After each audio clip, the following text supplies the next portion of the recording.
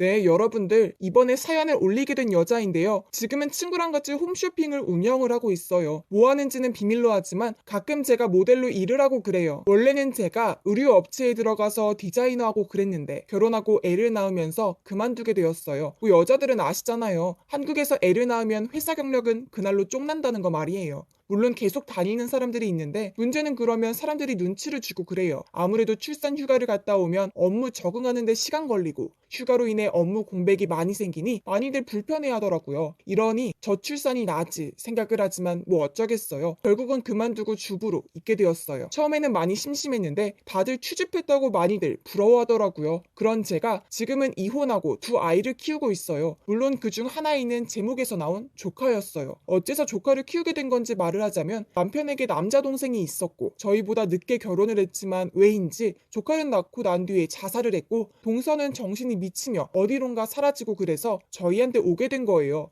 남편은 가엾은 동생을 위해 잘 키우는 것만이 유일한 답이라고 말하며 키우게 되었어요. 참고로 그 조카는 제 딸하고 나이차가 2살 정도 차이가 나요. 시부모님은 그 조카를 애지중지하며 보살폈는데 이유는 집안을 이끌 유일한 손자라고 말하며 각별히 잘 키우라고 주의당부를 하시기도 했어요. 네, 시부모님은 모두들 잘 아시겠지만 아들만을 원했던 그 시부모님이셨어요. 그래서 저희 부부가 딸을 낳은 거에 대해 굉장히 불쾌해하셨고 조카를 받아들이기 전까지는 저희 부부는 늘 찬밥 신세를 졌고 특히 남편은 시부모님한테 한 소리를 자주 들었어요. 물론 딸도 예쁜데 그래도 아들을 낳아야 우리 집안이 이어지잖아. 장남인 넌 뭐하냐? 이런 식으로 남편을 압박했어요. 물론 그렇다고 딸을 완전히 무시하거나 그런 적은 없었어요. 오히려 딸한테도 조카만큼이나 잘해주고 그랬고 용돈도 똑같이 주셨어요. 그래도 딸도 자식인데 하는 생각을 가지고 계셔서 차별과 아들을 낳으라는 말을 들어도 아주 그렇게 호되게 당하지는 않았어요. 그냥 잔소리를 듣는 정도였어요. 반면에 도련님은 형인 남편과 비교해서 부모님의 편애를 제대로 받진 않았지만 나름 공부를 열심히 공부해서 변호사가 되어 집안의 자랑거리가 되었어요. 하지만 왜인지 도련님은 아들인 조카를 낳고 몇 년은 잘 키우다가 무슨 일인지 몇 달 동안 우울증에 시달리다가 결국엔 자살을 하게 되었어요. 그리고 앞에서도 말했지만 동서도 결국은 미쳐 돌아가며 조카를 집에 두고 도망쳐 버렸어요.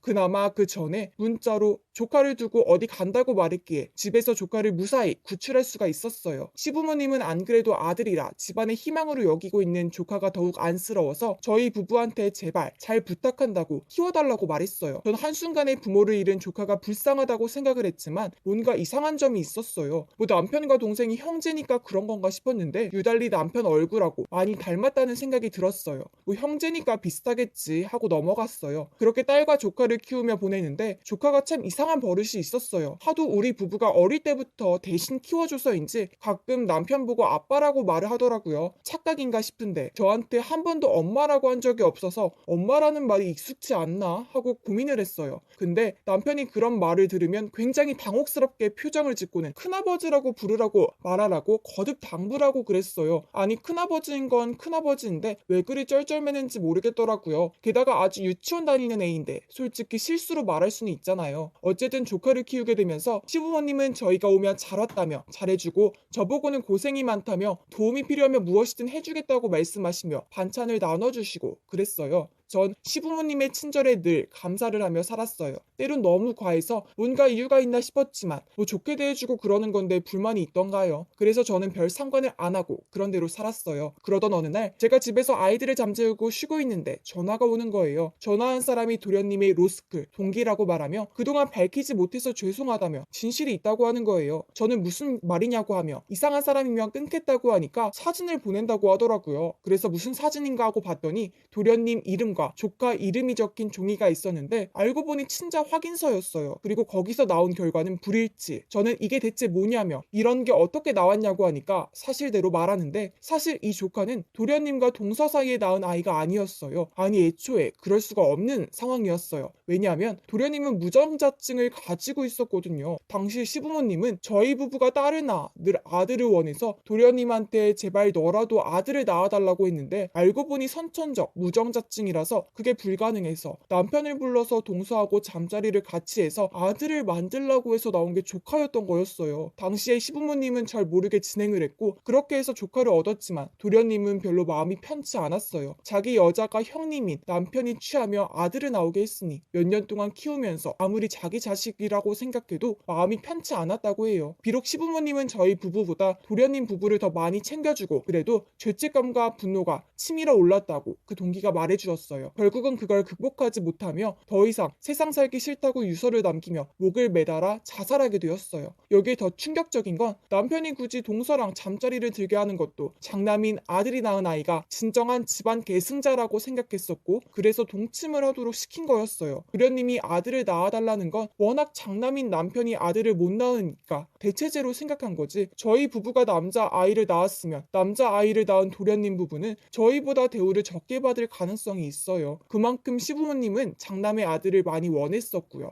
그래서 진행을 했고 그걸 알고 있는 도련님은 자기는 그저 노예에 불과하다고 생각하며 목을 매달아 자살을 하게 되었다고 해요. 그때까지 늘 우울하며 이러면 어쩌지 하며 하소연을 하다가 더 이상 형을 위한 돈 버는 기계로 살고 싶지 않았다고 동기가 전해주었어요. 전 이 이야기를 듣고 너무 화가 나고 울어서 하루 종일 잠을 제대로 못 잔 것 같네요. 그러다가 추석날 온 시댁 식구들이 다 모여서 즐거운 시간을 보낼 때 저는 저녁 식사 때 이야기할 게 있다고 말했고 아이들을 재우고 시댁 식구들 앞에서 뭔가가 있다고 말하며 친자 확인서를 보여주었어요. 시부모님은 당연히 얼굴 표정이 좋지 않았고 남편도 어쩔 줄 몰라 당황을 했어요. 그리고 제가 몰래 남편 머리카락으로 조카와 친자 확인을 했는데 일치로 떠서 대체 어찌 된 거냐고 말하니까 처음에는 그냥 친자 확인이 이상하게 된 거 아니냐니까 시부모님이 미안하다며 다 집안을 위해 그런 거라고 이실직고를 하시더라고요. 저는 그러니 이혼만은 하지 말라는 시부모님의 부탁을 무시하고 아이들을 데리고 시댁을 떠나버렸어요. 그리고 부모님 집에 가서 그간의 사정들을 말하고는 이혼 소송을 하기 시작했고 도련님의 관련으로 남편과 시부모님을 고소하기에 이르렀어요. 남편과 시부모님은 제발 이러지 말라고 말했지만 저는 단호히 안 된다고 말하며 제대로 처벌을 받으라고 말했고 시부모님은 그래도 조카까지는 데려가지 말라며 양육권을 달라는 요구에도 저는 거부를 했어요. 왜 조카를 데리고 갔냐면 그래야 시댁에서 더 이상 자손이 없어서 집안의 대를 이어줄 수가 없거든요. 그 점을 이용해 벌을 내리고 싶어서 그런 거예요. 그 뒤로 양육권 소송이 있지만 결국은 조카에 대한 양육권은 저에게 오게 되고 지금까지 이어지게 되었어요. 딸과 같이 자라는 조카를 보면 정말이지 행복해 보이기도 하지만 한편으론 자기가 어떻게 탄생했는지 알면 아이는 어떻게 반응할지 고민이 되더라고요. 나중에 다 크면 이야기를 할까 하지만 지금은 모르는 게 약이라고 나중에 말하기로 결정을 했어요. 진짜 이런 막장 집안은 어디 있을까요? 손자가 없다고 남편을 동서와 동침하게 해주는 시부모님, 이런 게 과연 흔한 일일까요? 세상은 넓고 그만큼 이상한 사람이 많다고 하더니 그 꼴을 제가 당하게 되었네요. 괜히 부모님이 사랑하는 사람과 결혼하면 반드시 주변 가족들도 봐야 한다는 게 다 이유가 있는 거였어요. 여러분들도 결혼을 하게 되면 정말 진지하게 간절히 원한다면 잠시 마음을 가라앉히고 주변 가족분들을 찬찬히 보시는 걸 간절히 말합니다. 그걸 제대로 확인 못하면 저처럼 결혼 생활이 파토가 날 수가 있어요. 그럼 여러분들에게 다시는 일어나지 않기를 빌며 이만 마치며 작별 인사를 나누겠습니다. 다들 건강 조심하세요.